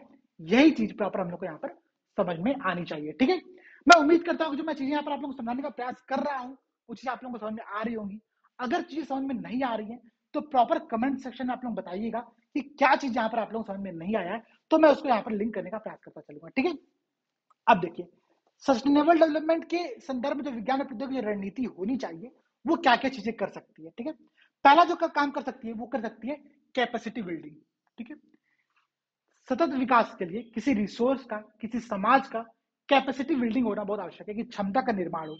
आपके पास लोहा है, उस लोहे का प्रयोग आप लोग कैसे कर सकते हैं वो आप लोगों को समझ में आना चाहिए, तभी वो रिसोर्स आपके किसी काम का है। अगर नहीं आपको पता है कि लोहे का प्रयोग कैसे हो सकता है तो आप लोग उसका प्रयोग नहीं कर सकते। ठीक है, तो कैपेसिटी बिल्डिंग वही टर्म्स होती है। ठीक है, प्लास्टिक का क्या प्रयोग करना चाहिए, कितना कम प्रयोग करना चाहिए, उन सब चीजों के लिए हमको क्षमता निर्माण करना पड़ेगा ताकि प्लास्टिक की जगह पर हम किसी ऐसे मटेरियल का यूज करें जो कि कम पॉल्यूटेड हो, जो कि जल्दी से पर्यावरण में मिक्स हो जाए। ठीक है, अब देखिए दूसरी बात कह रहा है कि नई पीढ़ी के प्रशिक्षण में निवेश। ठीक है, साइंस के माध्यम से हम किसी जो आने वाली जो पीढ़ी होती है उसके अंतर्गत स्किल डेवलप कर सकते हैं। ठीक है, वो स्किल डेवलप करने के लिए हमको साइंस एंड टेक्नोलॉजी का प्रयोग यहाँ पर करना पड़ता है और उसका यूज हम लोग यहाँ पर ले सकते हैं। उसके बाद देखिए कह रहा कि सूचनाओं की पहुंच में वृद्धि, सूचनाओं को कैसे पहुंचाया है लोगों तक, वो यहाँ पर साइंस एंड टेक्नोलॉजी के माध्यम से किया जा सकता है। आप 5G टेक्निक का प्रयोग करें, आप कोई टेक्नोलॉजी का प्रयोग करें। ठीक है, निर्णय लेने की प्रक्रिया के वैज्ञानिक आधार को बताना। ठीक है, आप किसी स्कीम को लॉन्च कर रहे हैं, आप किसी मटेरियल का यूज कर रहे हैं, आप कोई प्रोडक्ट यूज कर रहे हैं, तो उसका साइंटिफिक आधार क्या है वो आपको कैसे पता चलेगा। जब आप साइंस एंड टेक्नोलॉजी को पढ़े होंगे, समझ में आता होगा, तभी आप यूज कर सकते हैं। जैसे कि अगर मैं आपको समझाऊं, कृषि में, एग्रीकल्चर में दोस्तों बहुत बड़ी मात्रा में केमिकल फर्टिलाइजर का यूज किया जाता है। ठीक है, अब जो केमिकल फर्टिलाइजर होता है अगर हम उसको साइंटिफिकली यूज ना करें तो मृदा का निम्नीकरण हो जाएगा, मृदा खराब होने लगेगी, मृदा का जो उत्पादकता वो कम होती जाएगी। तो उन सब चीजों के लिए किसी भी निर्णय लेने के लिए कि एनपीके हम लोग किस मात्रा में यूज करना चाहिए, उसके लिए हमको एक वैज्ञानिक आधार होना चाहिए। ठीक है, सॉइल कार्ड, मृदा जो कार्ड बनाया गया उसका प्रयोग यहाँ पर आप लोग लिंक कर सकते हैं और समझ सकते हैं कि इस माध्यम से हम लोग वैज्ञानिक आधार के माध्यम से सतत विकास को कैसे बना सकते हैं। ठीक है, तो दोस्तों ये जो हम लोग का टॉपिक था सतत विकास का, सस्टेनेबल डेवलपमेंट का, उसको यहाँ पर मैंने आप लोगों को समझाने का प्रयास किया। मैंने आप लोगों को समझाया यह है, देखिए मैं एक बार समरी में बताता हूँ आप लोगों को मैंने आज क्या क्या बताया यहाँ पर भी इस टॉपिक के संदर्भ में, फिर हम अगले टॉपिक पर जाएंगे। मैंने आप लोगों को यहाँ पर यह बताया कि सस्टेनेबल डेवलपमेंट होती क्या है, इसका पहला कॉन्सेप्ट कहां से आया था, इसके दो अप्रोच मैंने आप लोगों को बताया। एक बताया मैंने आप लोगों को कि क्वाड्रेंगल अप्रोच क्या होता है, फिर मैंने आप लोगों को बताया कि ट्रायंगुलर अप्रोच क्या होता है। ठीक है, अगर आप लोगों के सामने कभी भी ऐसा क्वेश्चन आता है तो आप लोग इंट्रोडक्शन में ये जो बेसिक पॉइंट यहाँ पर मैंने आप लोगों को ये मार्क करके रखा हुआ है कि world commission on environmental development के द्वारा ये शब्दावली दी गई थी, इसका प्रयोग करिए इंट्रोडक्शन में। उसके बाद सतत विकास को परिभाषित करते हुए आप लोग इस चतुष्कोणीय दृष्टिकोण का चर्चा कर दीजिए। देखिए जैसे ही आप चर्चा करेंगे ना एग्जामिनर खुश हो जाएगा क्योंकि अरे वाह इसने तो बहुत बड़े एस्पेक्ट्स को यहाँ पर चर्चा कर दिया है। ठीक है, तो ये एक एस्पेक्ट हो गया यहाँ पर आपका सस्टेनेबल डेवलपमेंट के संदर्भ में। ठीक है, अब देखिए उसके बाद जो मैंने आप लोगों को बताने का प्रयास किया कि सतत विकास में साइंस एंड टेक्नोलॉजी की जो भूमिका है वो क्या है। तो भूमिका क्या क्या हुई, एक हुआ क्षमता निर्माण, ठीक है, एक हुआ आप लोगों का क्षमता निर्माण कैपेसिटी बिल्डिंग, फिर कि नई पीढ़ी के प्रशिक्षण में निवेश, सूचनाओं की पहुंच में वृद्धि और निर्णय लेने के लिए वैज्ञानिक आधार और जनसंपर्क। ये सारी चीजें साइंस एंड टेक्नोलॉजी के माध्यम से सस्टेनेबल डेवलपमेंट को बढ़ाती है और उसका हम लोग यहाँ पर सही से प्रयोग कर सकते हैं। ठीक है, तो ये होता है लिंक करने का तरीका साइंस एंड टेक्नोलॉजी से। ठीक है, अब देखिए यहां पर जब भी सस्टेनेबल डेवलपमेंट के संदर्भ में कोई क्वेश्चन है या फिर कोई पॉल्यूशन के संदर्भ में क्वेश्चन हो, सॉलिड वेस्ट, प्लास्टिक वेस्ट, जल संरक्षण, ऐसा कोई क्वेश्चन हो, वहां पर आप लोग एक 3R की पॉलिसी आप सबने सुना होगा, आपने यूज भी करते होंगे बहुत सारे दोस्त। मैं ये उम्मीद करता हूं ना दरअसल कि देखिए 50% दोस्त जो होते हैं ना उन्होंने इसके बारे में सुना होता है। ठीक है, लेकिन उनको जैसे देखिए अगर 100 दोस्त तैयारी कर रहे हैं उसमें से करीब 80 दोस्त ऐसे होंगे जिनको सारे स्कीम्स पता होंगे, सारे डाटा पता होंगे, सारे फैक्ट पता होंगे, सारी नई नई चीजें पता होंगी, ग्राफ्स पता होंगे, डायग्राम पता होगा, लेकिन उसमें से मात्र 25% 30% लोग ही इन सब चीजों का प्रयोग कर पाते हैं अपने आंसर राइटिंग में, क्योंकि कनेक्ट नहीं कर पाते उन सब चीजों को। यहां पर जो 3R पॉलिसी है, जैसे कि मैंने भी आप लोगों को बताया कि प्लास्टिक वेस्ट का क्वेश्चन हो, सॉलिड वेस्ट का क्वेश्चन हो, मेडिकल वेस्ट का क्वेश्चन हो, इन सब चीजों को कैसे लिंक करना हो यहाँ पर आप लोग देखिए। कंक्लूजन में आप लोग एक पॉइंट ऐड कर सकते हैं इन सब चीजों के संदर्भ में, ये है कि 2005 में G8 की एक मीटिंग हुई थी, ठीक है। G8 वही है जो प्रेजेंट टाइम में G7 के रूप में जाना जाता है, ठीक है। रसिया को क्रीमिया विवाद के बाद से इससे बाहर कर दिया गया था, ठीक है। तो ये वही G7 है जो G8 अभी कहा जा रहा है यहाँ पर। तो G8 ने एक पॉलिसी दी। पॉलिसी क्या दिया? उसने 3R के बारे में कॉन्सेप्ट दिया। कॉन्सेप्ट था रिड्यूस, रीयूज और रिसाइकल, ठीक है। तो कम करना, पुनरुपयोग करना और पुनर्चक्रण करना, ठीक है। ये तीन जो आर है, जो 3R का जो कॉन्सेप्ट है, जो 3R की जो पॉलिसी है, इसका आप लोग कंक्लूजन में प्रयोग करिए। आगे की राह में अगर आपसे क्वेश्चन में सजेशन पूछा जाता है कि सॉलिड वेस्ट को कम करने के लिए आप क्या सजेशन देना चाहेंगे, ये 3R का कॉन्सेप्ट यूज करिए। नदियों में जो प्रदूषण हो रहा है उसको कम कैसे किया जाए, तो जल का 3R के कॉन्सेप्ट से बताइए कि हम लोग जल का जो वेस्टेज यूज है उसको कम करें, जो वेस्ट वाटर निकल रहा है उसको हम लोग वापस से सही करके रीयूज करें और रिसाइकल करते रहें। तो इन सब चीजों के माध्यम से आप आंसर को कनेक्ट कर सकते हैं। इंट्रोडक्शन, मेन बॉडी, कंक्लूजन कैसे लिखनी है, ये सारी चीजें आप लोगों को याद करनी पड़ेगी। यहाँ पर आप लोगों को 3R का जो कॉन्सेप्ट है उसको प्रॉपर नोट करना चाहिए स्टार मार्क बना करके, कि कभी अगर आंसर राइटिंग में ऐसा कोई क्वेश्चन आता है जहां पर इस कॉन्सेप्ट को आप भिड़ा सकते हैं, यूज कर सकते हैं, चिपका सकते हैं, तुरंत यूज करिएगा, ठीक है। ये 3R का कॉन्सेप्ट बहुत इंपॉर्टेंट है, पता सबको होता है, यूज बहुत कम लोग करते हैं, ठीक है। अब देखिए इसके बाद हम लोगों का जो अगला टॉपिक है दोस्तों, अगला टॉपिक ये है कि आधुनिक भारत में, मैं आप लोगों से चर्चा कर रहा था कि आधुनिक भारत में जो साइंस एंड टेक्नोलॉजी जो विकास हुआ था, जो डेवलपमेंट हुआ था, और सिलेबस का भी यही पॉइंट है। हम जब सिलेबस देख रहे थे, मैं सिलेबस आप लोगों को दिखाया क्यों, दिखाया इसीलिए कि जब मैं क्वेश्चन चर्चा करूंगा, डिस्कस करूंगा, तो मैं आप लोगों से वहां पर टॉपिक्स को डिटेल में समझाते हुए चर्चा करते जाऊंगा, ठीक है। अब देखिए क्वेश्चन यहाँ पर है कि आधुनिक भारत में विज्ञान तथा तकनीक का विकास कैसे हुआ, ये समझना है आप लोगों को, ठीक है। अब समझिए आप लोग, हुआ क्या जब भारत आजाद हुआ, ठीक है। हालांकि भारत के आजाद होने से पहले से ही बहुत सारे टेक्नोलॉजिकल डेवलपमेंट भारत में किए जा रहे थे। भारत में रेल का आविष्कार, रेल आ चुकी थी, ठीक है। रेडियो चल रहा था, सब चीजें चल रही थी। लेकिन स्वतंत्रता के बाद थी उसमें थोड़ा सा विकास हुआ। विकास कैसे हुआ? जो हमारे पहले प्रधानमंत्री थे जवाहरलाल नेहरू जी, वो भी थोड़ा तकनीक टेक्नो फ्रेंडली थे, ठीक है। और जो समय शिक्षा मंत्री थे मौलाना अबुल कलाम आजाद, उनके द्वारा सबसे पहले पश्चिम बंगाल में, देखिए यहाँ पर दोस्तों यहाँ पर दिया हुआ है कि पश्चिम बंगाल के खड़गपुर में IIT खड़गपुर की स्थापना किया गया, ठीक है। IIT, ये जो जहां पर स्थापना किया था ना, शायद ये जेल था पहले, जहां पर इसके कुछ हॉस्टल्स हैं IIT KGP के, जो ब्रिटिश काल में जेल के तौर पर प्रयोग किए जाते थे, आज वो इसके हॉस्टल के रूप में तब्दील कर दिया गया है, ठीक है। तो एक बिल्डिंग थी, वहीं पर IIT का कॉन्सेप्ट शुरू किया गया था, IIT KGP शुरू किया गया। और आज आप लोग देखते हैं कि वो जो 1951 में IIT का कॉन्सेप्ट सृजन किया गया था, सोचा गया था, वो आज कितना अच्छे से कार्य कर रहा है, ठीक है।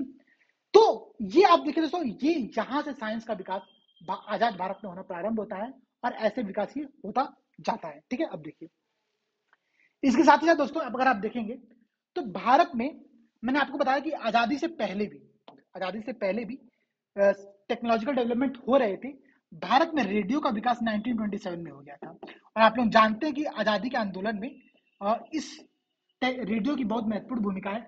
कई क्रांतिकारी थे जिन्होंने गुप्त रेडियो के माध्यम से क्रांति का प्रचार किया, उसका यूज किया प्रॉपर, ठीक है। तो रेडियो का विकास 1927 में होता है। ये आपका बन जाता है ऑल इंडिया रेडियो करीब 1957 के अराउंड में, ठीक है। ऑल इंडिया रेडियो बन जाता है आप लोगों का 1957 के अराउंड में। और ये और चेंज होता है, उसके बाद बनता है ये आप लोगों का आकाशवाणी करीब, सॉरी देखिए, रेडियो 1927 में रहता है, ऑल इंडिया रेडियो बनता है आपका करीब 1937 में, और ये आकाशवाणी में आप लोगों का कन्वर्ट होता है 1957 में आजादी के बाद, ठीक है। तो ये रेडियो का विकास ऐसे क्रम में हुआ। अब देखिए मैं आप लोगों को बता क्यों रहा हूं, अगर आप लोगों से क्वेश्चन यह आता कि स्वतंत्र भारत में विज्ञान का या तकनीक का विकास कैसे हुआ, आप लोगों को प्रॉपर एक एक पॉइंट देकर के हर पॉइंट में हर एक चीज बतानी पड़ेगी। जैसे कि पहला पॉइंट आप दीजिए कि IIT कैसे स्थापित हुआ था, तो 1951 में जो शिक्षा मंत्री थे मौलाना अबुल कलाम आजाद, उनके द्वारा IIT खड़गपुर की स्थापना की गई। सेकंड पॉइंट दीजिए कि रेडियो का आविष्कार हुआ, फिर ऑल इंडिया रेडियो की स्थापना हुई, फिर उसको हम लोग कन्वर्ट करके आकाशवाणी में लेकर के आए, ठीक है। अभी जो विविध भारती का पूरा कॉन्सेप्ट है वो यहीं से आया है, ठीक है। आप जानते हैं कि दूरदर्शन, उससे पहले देश दर्पण चलता था। ये सारी चीजें डेवलप हुई, वो आप लोगों को यहाँ पर पॉइंट में बतानी पड़ेगी, ठीक है। अब देखिए उसके बाद यहाँ पर कुछ पॉइंट्स और, कि भारत में जो अंतरिक्ष कार्यक्रम है उनकी भी शुरुआत हो चुकी थी 1960 के दशक में, ठीक है। इसरो का जो स्थापना है, इसरो का जो पूरा सिस्टम है, उसको हम लोग एक सेपरेट क्लास में देखेंगे, उसको मैं यहाँ पर इंक्लूड नहीं करूंगा। इसरो के लिए हम लोग प्रॉपर अलग से क्लास लेंगे और वहां पर उस पूरे टॉपिक को समझने का प्रयास करेंगे, ठीक। इसके बाद देखिए होता क्या है, मैं आप लोगों को शॉर्ट पॉइंट बताता हूँ। इसके बाद होता यह है कि भारत में दो महत्वपूर्ण चीजें होती है। एक होता है आप लोगों का हरित क्रांति, ठीक है, 1960 के दशक में। उसके बाद होता है आप लोगों का श्वेत क्रांति, ठीक है, ग्रीन रिवॉल्यूशन और व्हाइट रिवॉल्यूशन। ये दोनों चीज साइंस एंड टेक्नोलॉजी के डेवलपमेंट में बहुत महत्वपूर्ण भूमिका रखते हैं और भारत के एक विकासशील देश में कन्वर्ट करने में इसकी बहुत महत्वपूर्ण भूमिका थी, ठीक है, हरित क्रांति की भी और श्वेत क्रांति की भी। तो ये दोनों चीज आप यहाँ बता सकते हैं। उसके साथ ही साथ भारत ने न्यूक्लियर टेस्ट किए, भारत ने 2 न्यूक्लियर टेस्ट किए, ठीक है। एक टेस्ट किया आप लोग का 1974 में, स्माइलिंग बुद्धा, उस समय शायद बुद्ध पूर्णिमा का दिन था, इसलिए उसका नाम दिया गया स्माइलिंग बुद्धा, ठीक है। उसके बाद एक टेस्ट किया 1998 में, ठीक है, और इसको मैंने कहा कि ऑपरेशन शक्ति। तो ऑपरेशन स्माइलिंग बुद्धा और ऑपरेशन शक्ति, ये दोनों न्यूक्लियर टेस्ट हुए जो कि भारत के साइंस के डेवलपमेंट के क्षेत्र में बहुत महत्वपूर्ण भूमिका रखते हैं। और इसने लोगों को जागरूक किया, युवाओं के मन में एक क्रेज उत्पन्न हुआ कि हाँ ये सब चीजें चल रही हैं, यहाँ पर सही से चल रही हैं, ठीक है। तो ये हो गया आप लोगों का इसके संदर्भ में बात की कैसे कैसे साइंस का डेवलपमेंट भारत में हो रहा है। इसरो का विकास हुआ, इसरो आप बताएंगे बाद बीच में, इसरो की हम लोग चर्चा अलग से करेंगे, यहाँ पर मैं चर्चा नहीं कर रहा हूँ, ठीक है। उसके बाद देखा दोस्तों यहाँ पर कई चीजें और हुई, जैसे कि ये department of science and industrial research की स्थापना किया गया, ठीक है। फिर CSIR की स्थापना हुआ बाद में चल के, आगे चल करके। तो इन सब चीजों के माध्यम से जो भारत में साइंस एंड टेक्नोलॉजी का डेवलपमेंट हुआ, उन सब चीजों को यहाँ पर आप लोगों को लिंक करना पड़ेगा, आप लोगों को समझना पड़ेगा कि हाँ ये सारी चीज चल रही थी। अब देखिए एक बात और, जब भारत आजाद हुआ तो एक तरफ भारत जहां पर अंतरिक्ष कार्यक्रम के लिए सोवियत संघ रशिया से सहायता ले रहा था, ठीक है, USSR से सहायता ले रहा था, और वहीं दूसरी तरफ जब भारत जो परमाणु जो न्यूक्लियर रिएक्टर्स की स्थापना कर रहा था, ठीक है, परमाणु ऊर्जा स्टेशन की स्थापना कर रहा था, तो कनाडा और अमेरिका जैसे राष्ट्रों की सहायता ले रहा था। तो भारत अपनी वो जो गुट निरपेक्षता का जो कॉन्सेप्ट था उसका अनुसरण करते हुए USSR और रसिया, इन दोनों की सहायता से अपने यहाँ साइंस और टेक्नोलॉजी का डेवलपमेंट कर रहा था लगातार, ठीक है।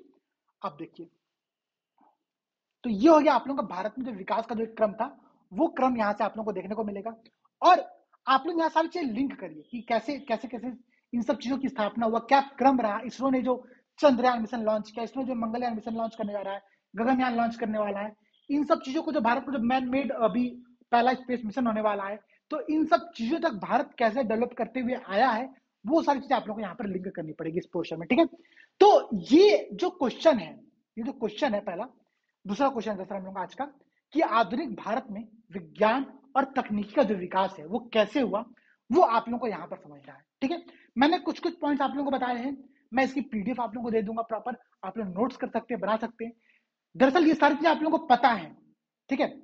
यहाँ पर जो ध्रुव बैच का जो मेन उद्देश्य है दोस्तों, वो यही है कि आप लोगों को जो चीजें पता है, जो आप लोग पहले से जानते हैं, उसको लिंक करते हुए कैसे आंसर राइटिंग को और इनरीच किया जाए, कैसे उनका प्रयोग करना सिखाया जाए, वो यहाँ पर हम लोग बता रहे हैं, ठीक है। तो मैंने आप लोगों को बताया कि अगर क्वेश्चन ऐसा आता है कि आधुनिक भारत में साइंस एंड टेक्नोलॉजी जो विकास है वो कैसे हुआ, तो आप चीजें बताइए। आप IIT खड़गपुर से स्टार्ट करिए, आप बताइए कि रेडियो का विकास कैसे हुआ, आप बताइए इसरो की स्थापना कैसे हुई, CSIR कैसे आया, भारत में परमाणु रिएक्टर की जो स्थापना होती कैसे होती, भारत ने न्यूक्लियर टेस्ट जो 2 किए वो कैसे किए। तो इन सब चीजों को लिंक करना आप लोगों के लिए बहुत इंपॉर्टेंट है। जब लिंक कर पाएंगे तभी इस टॉपिक को आप लोग चर्चा कर पाएंगे, ठीक है। अब देखिए यहां पर आप लोग कई पॉइंट और ऐड कर सकते हैं, जैसे कि जो भारत में जो महान व्यक्ति हुए, ठीक है, हालांकि वो एक प्रॉपर अलग से क्वेश्चन बनता है जहां पर आप बता सकते हैं कि चंद्रशेखर वेंकट रमन को रमन स्पेक्ट्रो, जो मेरा नाम, दरअसल मेरा नाम उनके नाम पर रखा गया, ठीक है।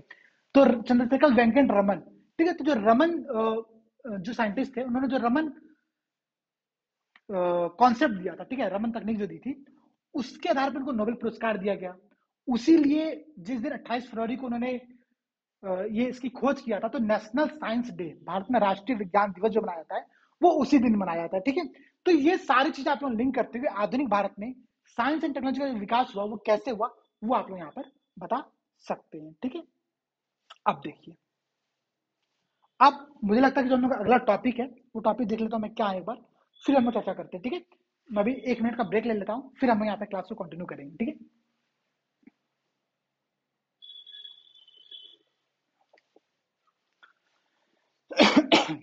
ठीक है, हाँ ठीक है, मैं यहाँ से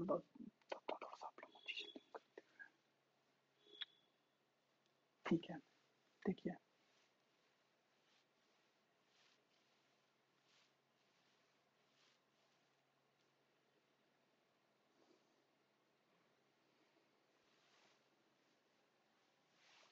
एक मिनट।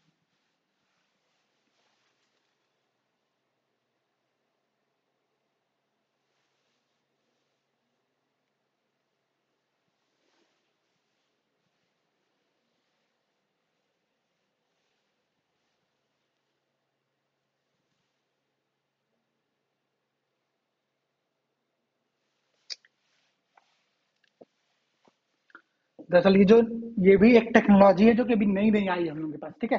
तो हम लोग इसको समझने का ही प्रयास कर रहे हैं कि कैसे चीजें इसका यूज किया जाए, कैसे किया जाए। और कई बार ऐसा हो रहा है कि गड़बड़ी हो जा रही है, ठीक है। आप लोग बिलीव नहीं करोगे, कई सारी क्लासेस ऐसी है जो इस पर बनाने के चक्कर में हम लोग को 2 से 3 बार रिकॉर्ड करनी पड़ गई। कभी क्या हुआ कि हमने आवाज ऑन नहीं किया था, माइक ऑन नहीं था हम लोग का, हम लोग बोले जा रहे थे और चीजें रिकॉर्ड नहीं हो रही थी।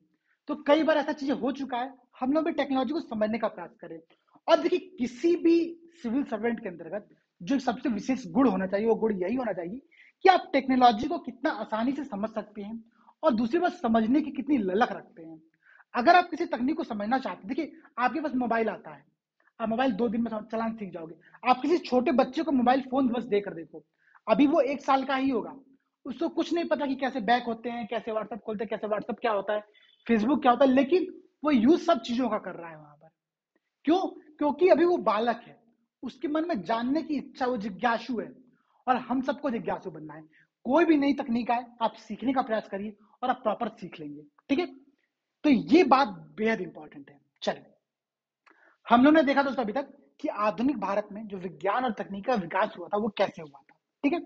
अब जो हम लोग का अगला टॉपिक है वो टॉपिक ये है कि भारत इससे पहले, ठीक है। अच्छा, एक बात और समझिएगा, एक पॉइंट मैं यहाँ पर छोड़ दिया आप लोगों के लिए, वो आप लोग थोड़ा ध्यान दीजिए। पॉइंट ये है कि भारत में जो 3 फेमस सिटीज हैं, ठीक है, कौन कौन से, देखिए, एक है आप लोगों का हैदराबाद तेलंगाना, दूसरा चेन्नई तमिलनाडु का, और फिर बेंगलुरु। ये तीनों शहर सूचना प्रौद्योगिकी, इंफॉर्मेशन टेक्नोलॉजी और टेक्नोलॉजी के संदर्भ में एक गोल्डन ट्रायंगल का काम करते हैं। मेरे जितने भी आईआईटी के दोस्त थे, जो जो मेरे साथ आईआईटी में पढ़ते थे और आईटी सेक्टर से थे, सीएससी सेक्टर से थे, वो सभी यहीं पर रह करके जॉब कर रहे हैं अभी। या फिर कोई फॉरेन में है, फॉरेन में नहीं तो या तो यहाँ पर है, या फिर गुड़गांव वाले क्षेत्र में है, ठीक है। ये जो 2-3 रीजन है ना दोस्तों, पूरे भारत में इंफॉर्मेशन टेक्नोलॉजी के डेवलपमेंट का सबसे बड़ा रीजन है। तो अगर आप आधुनिक भारत में साइंस के विकास के बारे में बताएं, उसकी यात्रा के बारे में बताएंगे, तो आप लोगों को तमिलनाडु, जो ये हैदराबाद, चेन्नई, बेंगलुरु, गुड़गांव, गाजियाबाद, इन सब चीजों का जिक्र करना बेहद इंपॉर्टेंट होगा, ठीक है। ये हो गया यहाँ पर आप लोगों का एक पॉइंट और, ठीक है। अब देखिए, अब जो हम लोग का अगला टॉपिक है दोस्तों, वो है कि प्राचीन भारत और मध्यकाल में, ठीक है, विज्ञान और तकनीक का जो विकास हुआ वो कैसे हुआ, ठीक है। अभी हमने आधुनिक भारत देखा था, और मैंने आप लोगों से बोला था कि जो प्राचीन, जब हम सिलेबस को देख रहे थे, मैंने आप लोगों से बोला था कि प्राचीन भारत और मध्यकाल में विकास और तकनीक का जो विकास है, दरअसल ये जीएस 1 का टॉपिक होना चाहिए था, ठीक है। जीएस 1 में भी हो सकता है सर आप लोग वहां पर पढ़ाएं, जब निशांत सर या फिर गौरव सर क्लास लेंगे, तो वहां पर हो सकता है आप लोग को इसके बारे में पढ़ाया जाए। लेकिन अभी हम लोग प्राचीन भारत और मध्यकालीन विज्ञान तकनीक का विकास कैसे हुआ उसको एक बार देख लेते हैं, ठीक है। 5 मिनट का समय लगेगा, बेहद इंपॉर्टेंट टॉपिक है। ये जीएस 1 में भी आ सकता है, जीएस 3 में भी आ सकता है, ठीक है। चलिए समझने का प्रयास करते हैं क्या कह रहा है। देखिए, तो सबसे पहले अगर हम शुरुआत करते हैं कि भारत में साइंस एंड टेक्नोलॉजी का विकास हुआ कैसे, तो एक बात ध्यान रखनी है, हम लोग को ऐसा नहीं है कि हम लोग को बहुत रामायण और महाभारत का जिक्र करते हुए बताने लगना है। आप 1-2 पॉइंट डाल सकते हैं अगर डालना चाहें तो, लेकिन जो आपकी शुरुआत होगी वो होगी इंडस वैली सिविलाइजेशन से, ठीक है। आप बताइए कि सिंधु सभ्यता के नगर नियोजन में यह दर्शाता है, जब अर्बन प्लानिंग सिंधु घाटी सभ्यता की देखी जाती है, ठीक है, इंडस वैली सिविलाइजेशन की, हम अर्बन प्लानिंग को देखते तो हम यहाँ पर समझते हैं कि यहाँ पर जो रोड है वो समकोण पर बनाए गए हैं। समकोण पर बनाए गए, इसका मतलब उन लोगों को ज्यामिति के बारे में, ज्योमेट्री के बारे में बिल्कुल आइडिया था, ठीक है। वहां पर जो मोहनजोदड़ो में जो स्नानागार है उसकी सीढ़ियां कितनी बारीकी से बनाई गई है, वहां पर न्यून कोड, सम कोड, अधिक कोड, इन सबका कॉन्सेप्ट कितना ध्यान से दे करके बिल्डिंग का वो बनाया गया उन सब चीजों को। वो इंडस वैली सिविलाइजेशन हम लोग को बताती है कि अर्बन प्लानिंग में कैसे ज्योमेट्री का यूज होता था। ठीक है, अब चूंकि ज्योमेट्री का यूज होता था, माप का यूज होता था, मेजरमेंट का यूज होता था, तो इसका मतलब ये है कि सिंधु घाटी सभ्यता के दौरान साइंस एंड टेक्नोलॉजी अपनी अच्छे खासे स्थिति में पहुंच चुकी थी। ठीक है, इसका आप लोग एक पॉइंट दे सकते हैं। दूसरा पॉइंट यहाँ पर दिया दोस्तों कि सिंधु घाटी सभ्यता के स्थलों में जो वहां पे जो लोकेशन थे वहां पर चमकीले पॉलिशदार ग्लेज्ड पॉटरीज मिली है, मिट्टी के बर्तन मिले हम लोग को। ठीक है, वहां पर धातु कर्म प्रक्रिया, मेटलर्जी का पूरा कॉन्सेप्ट देखने को मिला। मेटलर्जी इतना नया टॉपिक है, अभी हम लोग धातु का निष्कर्षण करते हैं। मेटलर्जी का कॉन्सेप्ट उस समय देखने को मिला था। इसका मतलब ये है कि वो लोग इन सब ज्ञान से, इन सब नॉलेज से परिचित थे। इसका मतलब है कि उस टाइम पर साइंस एंड टेक्नोलॉजी का डेवलपमेंट हो चुका था। अब जो आप लोग करना, जब भी आप लोग ऐसी चीजें बताएं, आप लोग प्रॉपर एग्जाम्पल देखें। हम मेटलर्जी के कुछ एग्जाम्पल यहाँ पर देखने को मिले, कुछ मन के हम लोग को यहाँ पर देखने को मिले, कोई मेटल हम लोग को यहाँ पर ऐसे देखने को मिला, उसका उल्लेख आप लोग यहाँ पर करना पड़ेगा। ठीक है, अगला पॉइंट है कि अनाज तथा फलों की किण्वन पद्धति, फर्मेंटाइजेशन, क्या कहते हैं इसको, फर्मेंटाइजेशन कहा जाता है। ठीक है, और ये पर आप लोग देखिएगा फर्मेंटाइजेशन। ठीक है, जो इंग्लिश मीडियम के दोस्त हैं, अगर उनको समझ में नहीं आ रही कोई चीजें, कोई कीवर्ड समझ में नहीं आ रहे, पर बता दीजिएगा आप लोग। ठीक है, तो किण्वन पद्धति, अनाज और फलों को कैसे सेफ रखा जाए, वो तकनीक उस टाइम पर मौजूद थी। ये यहाँ बताती है कितना साइंस डेवलप था। चर्म शोधन की तकनीक, ठीक है, रंगाई की प्रक्रिया, कलर करने की प्रक्रिया वैदिक कालीन लोग जानते थे। ठीक है, फिर दे रहा है कि वराहमिहिर जो थे, वराहमिहिर कौन थे, तो विक्रमादित्य के नवरत्नों में से एक थे, और इन्होंने एक बहुत अच्छी ग्रंथ लिखी थी। उसका नाम था क्या, बृहद संहिता। ठीक है, तो बृहद संहिता में उन्होंने बताया था कि चंद्रमा जो है वो पृथ्वी के चारों ओर चक्कर लगाता तथा पृथ्वी सूर्य के चारों तरफ चक्कर लगाती है। ठीक है, ये कॉन्सेप्ट बृहद संहिता में वराहमिहिर के द्वारा दिया गया था। अब अगर आप लोगों के सामने कभी ऐसा क्वेश्चन आता है, ये क्वेश्चन देखिए आर्ट एंड कल्चर में पूछ सकता है, जीएस3 पूछ सकता है, लेकिन जहां भी पूछे आप लोगों को, अगर आप बारामीर के बारे में बता रहे हैं तो आप उनकी पुस्तक का नाम बताइए, उस पुस्तक में क्या चीजें बताई गई, क्या उनसे कॉन्सेप्ट दिया गया था, वो आप लोगों को यहाँ पर बताना पड़ेगा। ठीक है, अब देखिए यहाँ पर कुछ और पॉइंट्स है, जैसे कि हाँ, बोधायन कृत जो शुल्भ सूत्र है, ठीक है, शुल्भ सूत्र समय एक बुक थी, उस बुक में बोधायन द्वारा लिखी गई, उसमें पाई के और पाइथागोरस प्रमेय, पाइथागोरस प्रमेय क्या होता है, तो किसी राइट एंगल ट्रायंगल में जो कर्ण और कर्ण का स्क्वायर जो होता है वो लंब और आधार का स्क्वायर, ठीक है, इसका समेशन के बराबर होता है। तो ये पाइथागोरस प्रमेय हुआ, या फिर जो पाई की वैल्यू हुई वो सारी शुल्भ सूत्र में यहाँ पर दी गई थी। ठीक है, तो देखिए भारत के जो प्राचीन ग्रंथ है वो इन सब चीजों का प्रमाण है कि भारत में साइंस एंड टेक कैसे डेवलप हो रहा था। ठीक है, आर्यभट्ट की जो आर्यभट्टियम पुस्तक थी उसमें जीरो के बारे में बताया गया। ठीक है, उन्होंने बताया कि जो पृथ्वी गोल है और अपनी धुरी पर घूमती है, उन्होंने बताया कि चंद्रमा और अन्य ग्रह सौर प्रकाश के परावर्तन के कारण चमकते हैं। ये सारे कॉन्सेप्ट आर्यभट्ट ने उस टाइम पर दे दिए थे। ठीक है, उन्होंने चंद्र ग्रहण, सूर्य ग्रहण, इनके बारे में जो कॉन्सेप्ट है वो आर्यभट्ट ने अपनी पुस्तक आर्यभट्टियम में दे दिया। तो आप अगर बरामीर के बारे में बताते तो आप उनकी पुस्तक का नाम बृहद संहिता बताइए, आर्यभट्ट के बारे में बताते हैं उनके आर्यभट्टियम जो पुस्तक उसके बारे में आप लोग बताइए।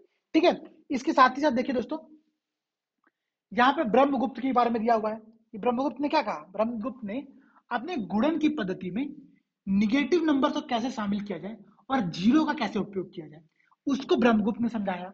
आप ये बताइए, वहां पर आप बताइए जो कणाद थी, उन्होंने एटॉमिक थ्योरी को सबसे पहले भारत में कैसे डेवलप किया, उसकी कितनी महत्वपूर्ण भूमिका है वो आप लोग यहाँ पर इंक्लूड कर सकते हैं। ठीक है, परमाणु सिद्धांत जो था उनका। दूसरी बात, अब बरामीर जिसके बारे में हम देख रहे थे, उन्होंने और कई कॉन्सेप्ट बताए। उन्होंने बताया दीमक के बारे में, वृक्ष में भूगर्भ जल जो होता है वो कैसे दिखाया जाता है, ठीक है, ग्राउंड वाटर के बारे में, और अर्थ के क्लाउड जो होते हैं उन सब का उल्लेख बृहद संहिता में बरामीर के द्वारा किया गया था।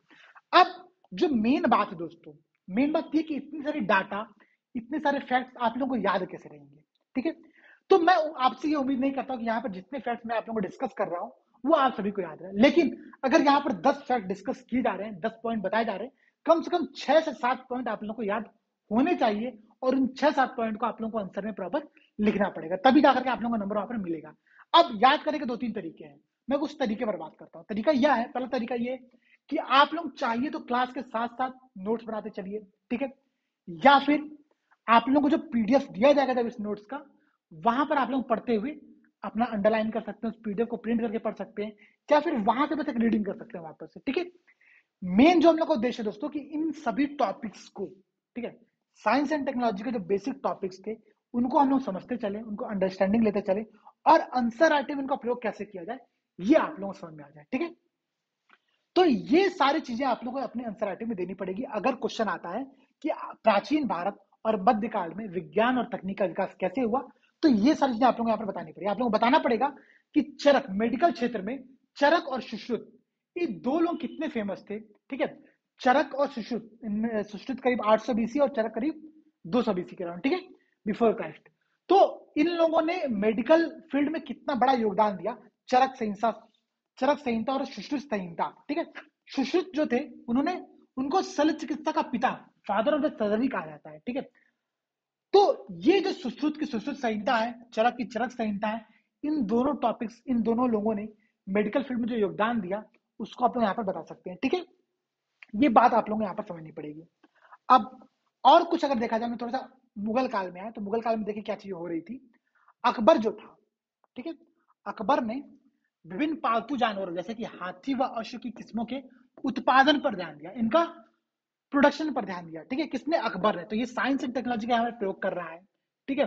अब देखिए आईने अकबरी में ये बात मिलता है कि अकबर के टाइम पर एक इत्र का निर्माण किया था। इत्र कौन सा था, तो गुलाब के इत्र, ठीक है, गुलाब का इत्र। आज आप लोगों का रोज डे है, ठीक है, तो बहुत से लोग आज इस पावन दिन का आयोजन भी कर रहे होंगे पढ़ाई की जगह। तो देखिए सब कुछ करते रहिए साथ साथ में। तो जो ये गुलाब के इत्र का जो प्रयोग हो रहा है, ठीक है, वो अकबर के टाइम से होना प्रारंभ हुआ, ठीक। अब अकबर ने जो आईने अकबरी लिखी, ठीक है, उसमें जब उन्होंने गुलाब के इत्र का प्रयोग किया, ठीक है, तो आप लोगों को ये बताना है कि जब आप लिखिए तो आप बताइए कि गुलाब के इत्र का निर्माण इस टाइम में किया गया था। इसके प्रमाण हम लोग को आईने अकबरी में मिलता है। तो ये एक प्रोसेस होगा, ये एक स्टेप होगा, एक पॉइंट होगा जो बताएगा कि भारत में साइंस एंड टेक कैसे डेवलप हो रहा था, केमिकल्स का प्रोडक्शन किस लेवल पर होना स्टार्ट हुआ था, वो आपको आईने अकबरी से यहाँ पर देखने को मिलता है, ठीक है। अब देखिए अकबर ने शिक्षा पद्धति में, एजुकेशन सिस्टम में गणित को एक विषय के रूप में पढ़ाने का आदेश दिया, ठीक है, एक पॉइंट ये हो गया। अब अगर थोड़ा सा और आगे आएंगे तो यहाँ पर टीपू सुल्तान का देखिए, टीपू सुल्तान का जिक्र किया गया है। तो टीपू सुल्तान थे, उसने मैसूर में, उन्होंने, टीपू सुल्तान ने मैसूर में कागज बनाने के कारखाने का निर्माण किया, ठीक है। और जो कागज था वो कोई लोकल कागज नहीं था, उस कागज की क्वालिटी आप लोग देखिए क्या थी। कागज जो था वो सोने की सतह वाला विशेष प्रकार का कागज बनाया जाता था यहाँ पर, ठीक है। तो टीपू सुल्तान ने मैसूर में ये जो काम किया था, ये जो कारखाना स्थापित किया था, ये साइंस एंड टेक्नोलॉजी के भारत का एक अच्छा लेवल यहाँ पर दिखाता है, ठीक है। उसके बाद आप लोग कई और, जैसे श्रीधर का गणित सार है, तो श्रीधराचार्य सूत्र आप लोगों ने सुना होगा, ठीक है। क्वाड्रेटिक इक्वेशन जब आप लोग पढ़ते हो तो वहां पर एक श्रीधराचार्य फार्मूला आता है, ठीक है।